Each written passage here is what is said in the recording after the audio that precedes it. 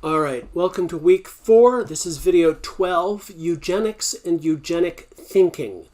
So, last week when we were talking about the history of the Tuskegee syphilis experiments, or studies rather, I mentioned some aspects of eugenics, right? This idea that we should breed human beings selectively to improve the gene pool.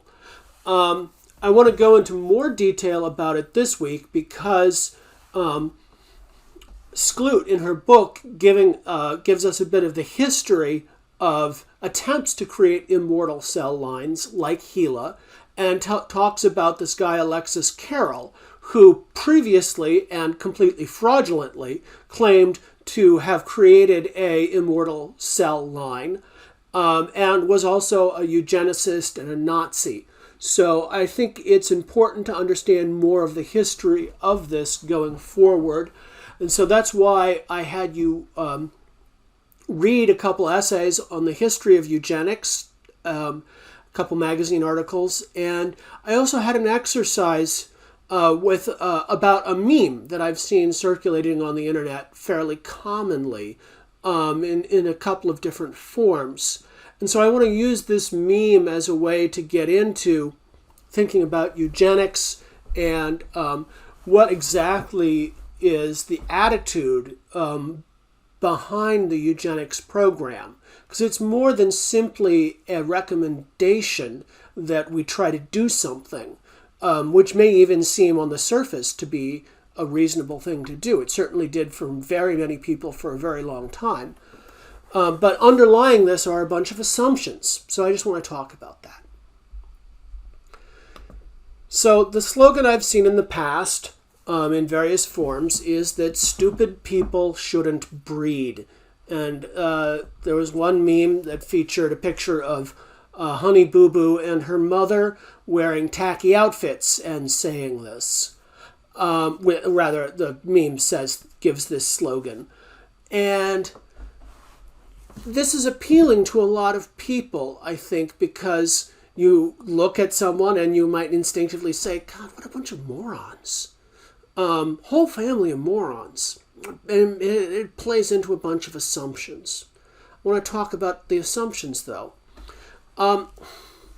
So for the exercise surrounding this, I actually started out by asking you about logical assumptions in certain arguments.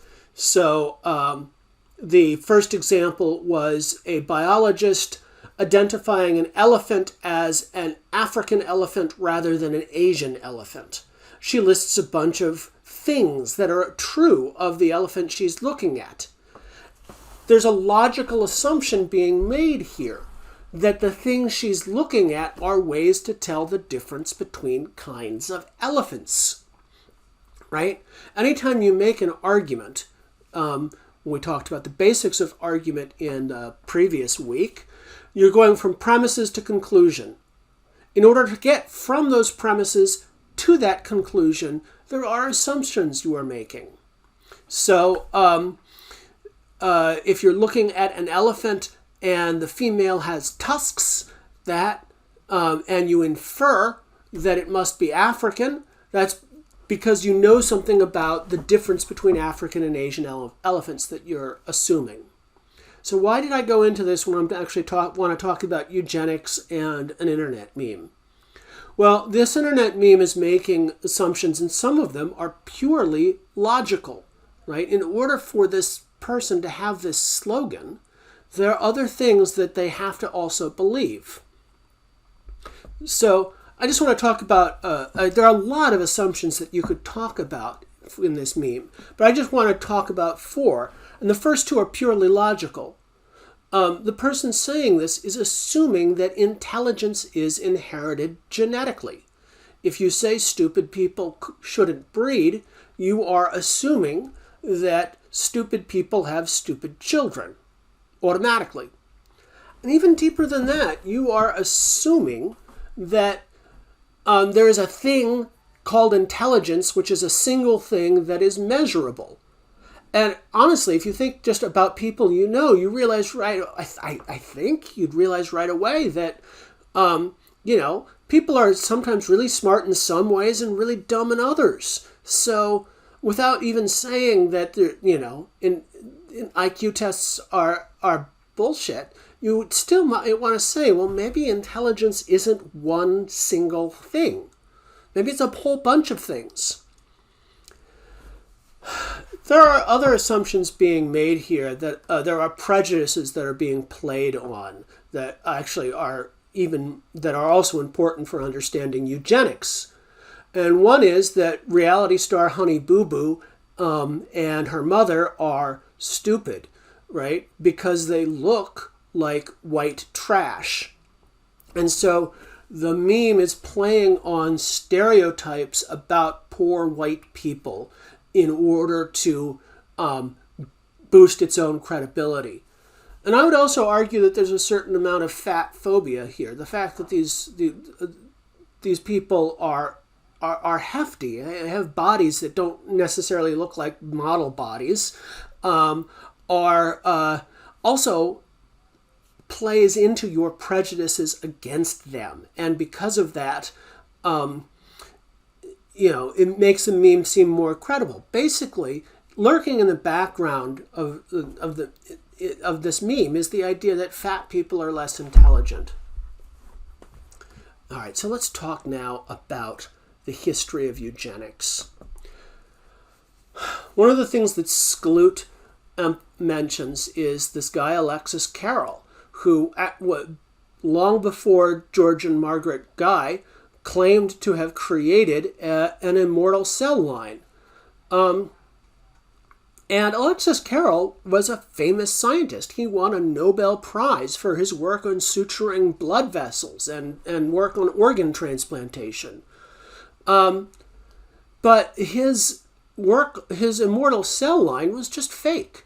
And you can read about the details in Skloot. I don't want to talk about the details about that sort of fraud. I want to talk about the other aspects of him, the fact that he was a eugenicist and a Nazi collaborator. It's also worth noting that, there's still a Nobel Prize website about him, and it just omits things like fascism and scientific fraud. If you really look at the history of the Nobels, a lot of actually really awful people have won Nobel Prizes. And oftentimes people get Nobel Prizes for science that just turns out to be, false. In any case, this is what Skloot has to say about Alexis Carrel. Magazines called his cultural medium an elixir of youth and claimed that bathing in it might make a person immortal. That is, the cell culture that he's managed to allegedly create this immortal cell line in. But Carrel wasn't interested in immortality for the masses. He was a eugenicist. Organ transplantation and life extension were ways to preserve what he saw as the superior white race, which he believed was being polluted by less intelligent and inferior stock, namely the poor, uneducated, and non-white. So he was a eugenicist. Let's review what I said in previous presentations. Eugenics is the practice of improving the human gene pool.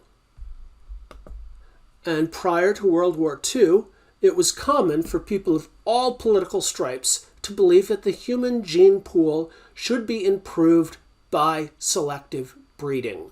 And again, I want to emphasize that this wasn't a conservative view or a liberal view. It was just taken as common sense. There was an international movement.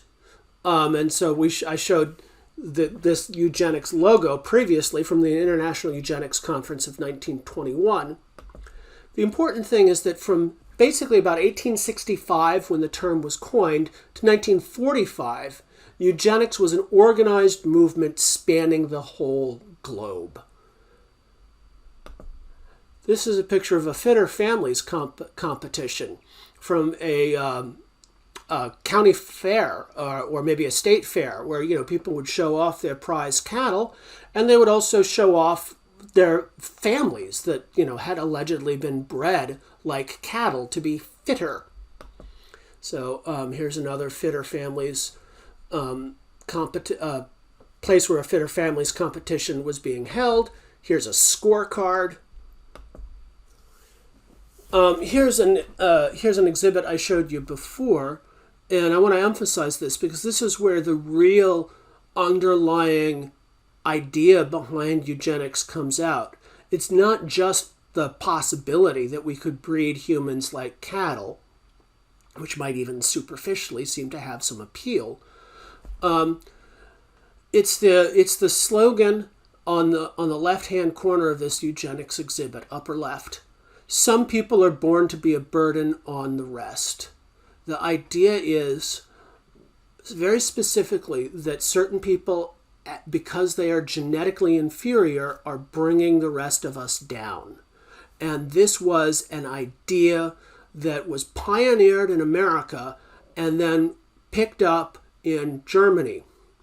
So in the Nazi era, the idea that there were genetically unfit people that needed to be exterminated became incredibly important. When we think about victims of the Holocaust, we generally think about Jewish people first, because 6 million Jewish people were exterminated. But before the Nazis killed Jewish people, they actually killed disabled people.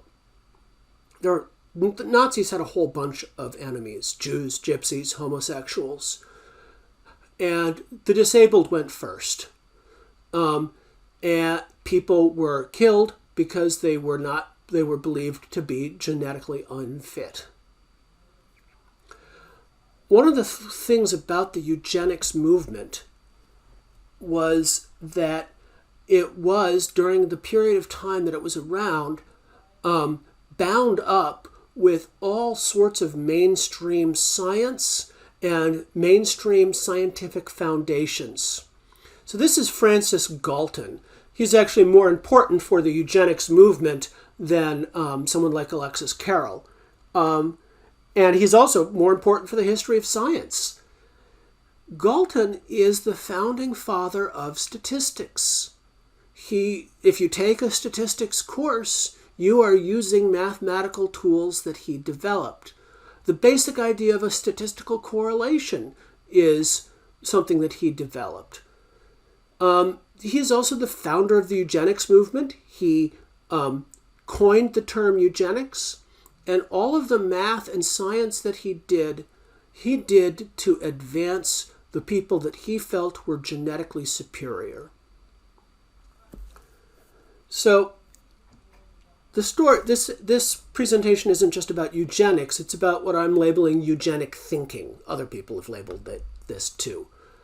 So I'm going to call it a cluster of ideas and attitudes found in eugenics advocates, especially amongst people at the core of the eugenics movement. So what's motivating them isn't just a random empirical possibility. Maybe people could be bred the way cows can.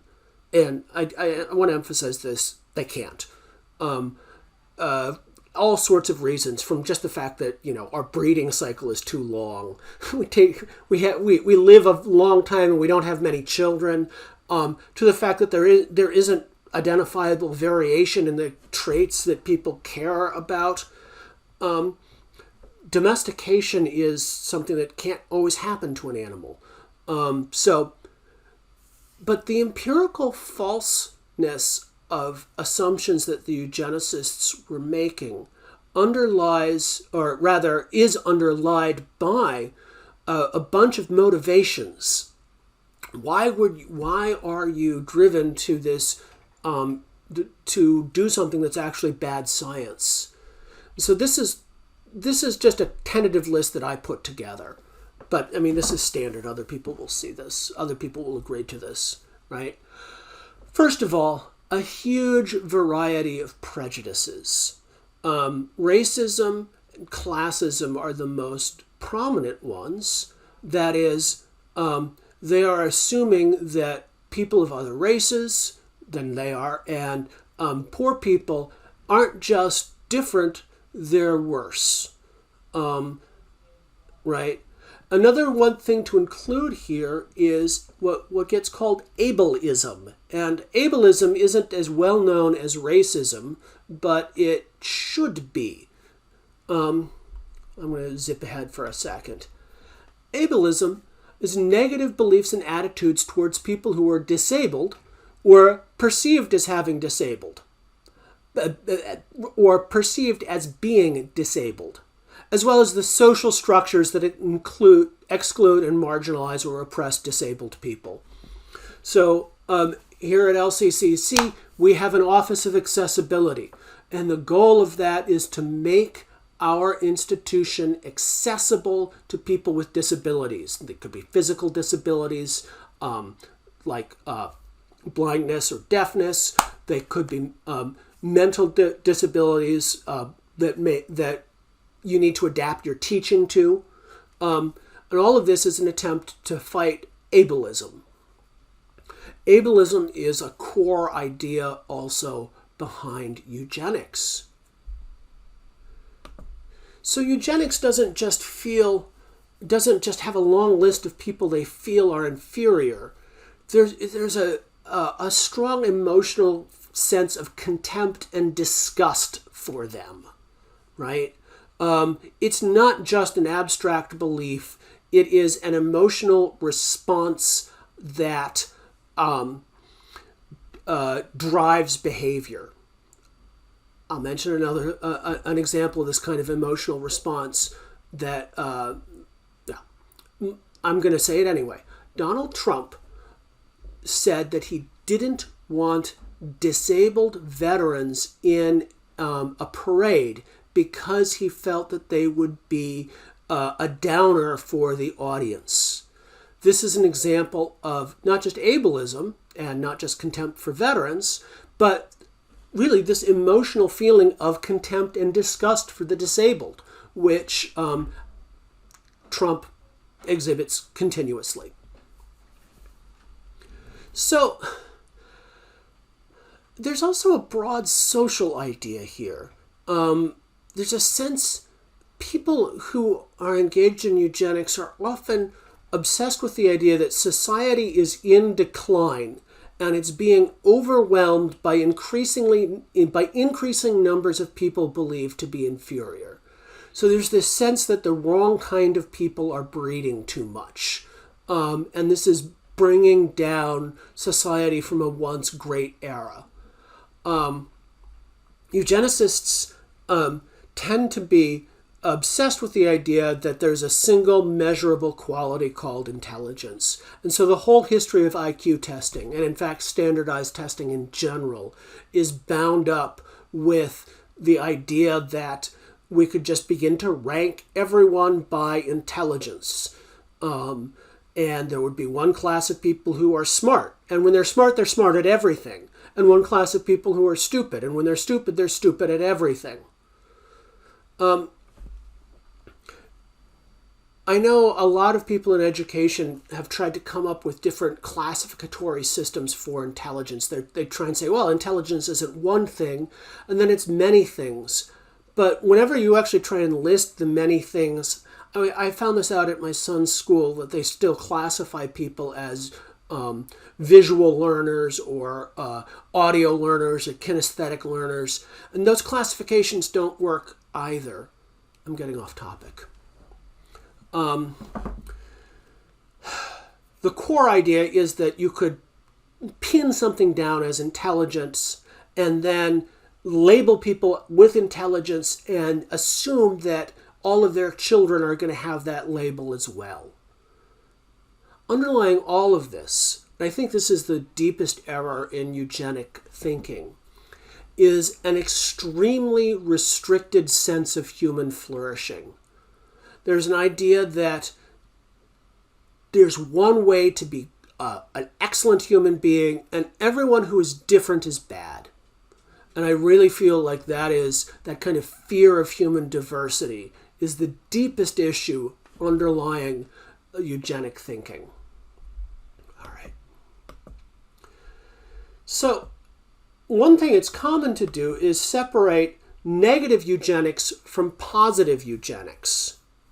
Negative eugenics is just the attempt to decrease the number of undesirable or harmful genes in the gene pool. So you're trying to remove negative traits. Positive eugenics is then the reverse, the idea that you're trying to increase the number of desirable or beneficial traits in the gene pool. I think a lot of media images of, for instance, Nazism or genetic engineering imagine that a lot of the problem comes from what we would think of as positive eugenics. There are a lot of sci-fi shows about the dangers of trying to create genetically engineered super beings. But for the most part, the eugenics movement was not focused on creating super beings, wasn't focused on positive eugenics. It was focused on negative eugenics because it was focused on eliminating the people that they thought were the wrong kind of people. So as I was saying, all of this, the eugenics movement was bound up in all of science in the period that it was dominant, about a 100-year period. And it was also bound up in the funding, the organizations that funded science. And this is something that was in one of the articles that I had you read about the history of eugenics in California, right? And in America. A lot of major American foundations funded the eugenics movement. And these are foundations that are here today. The Rockefeller Foundation, the Carnegie Corporation. And they gave the money that created this movement. So in America, the dominant outcome of the eugenics movement, the biggest human rights violation that came out of it, was probably forced sterilization. And Skloot talks about this briefly when she mentions the Mississippi appendectomies. Actually, across the 20th century, there were programs where people who were thought to be genetically inferior were sterilized against their will. And the most important case in this history is the case of Carrie Buck. Carrie Buck is actually the daughter of Emma Buck.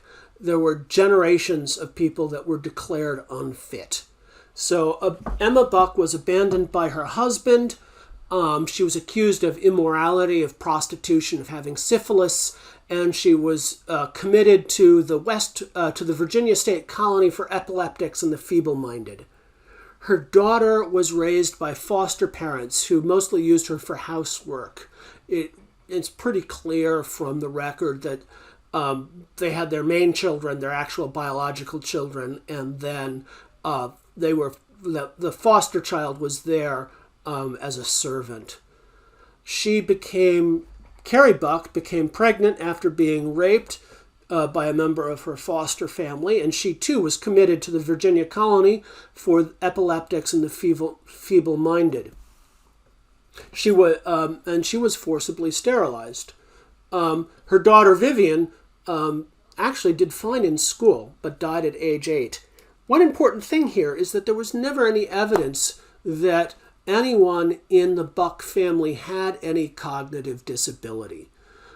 They were simply poor and accused of being the wrong kind of people.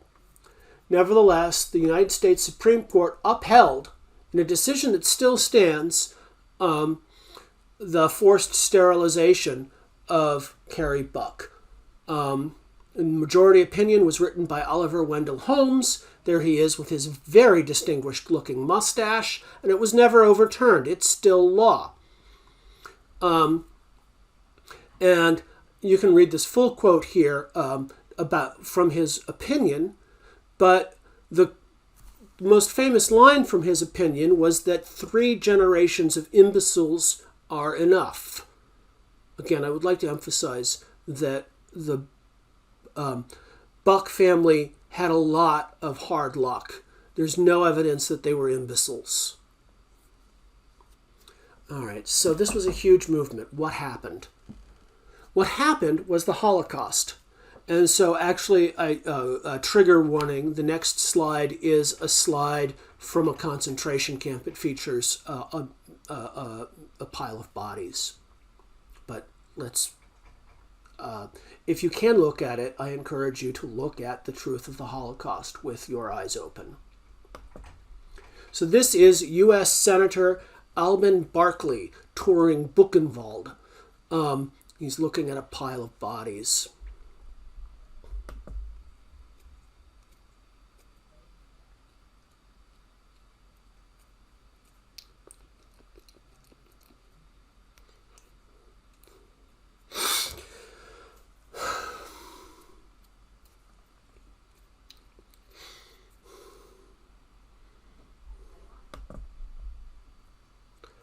The Nazis had taken American ideas about eugenics and ran with them to the extent that they began massive extermination of huge numbers of people that they felt were genetically inferior. And the horror of this meant that the tide turned against eugenics, and officially people just stopped being publicly advocating eugenics. Again, though, as we've seen in several with several other things, there was a bit of a lag time with the turnaround. So we saw in with the Nuremberg Code, although the Nuremberg Code established the idea that informed consent was the central principle of experimental medical ethics, no one actually did anything about it until the 1960s. Something similar is true with eugenics. Eugenics groups started changing their names, but you don't actually see, for instance, here's the Eugenics Quarterly, a scientific journal devoted to improving the human gene pool and identifying people who are genetically defective. It took until 1968 for them to actually distance themselves from eugenics. So they renamed themselves social biology. And a lot of eugenic thinking still goes on under the heading of social biology or sometimes behavioral genetics, that sort of thing. All right, so that's all I've got to say about eugenics for now. The next step actually is going to be to look at the relationship between eugenics and reproductive autonomy. And so that will be the next exercise that you're doing about that, and there'll be another video about it.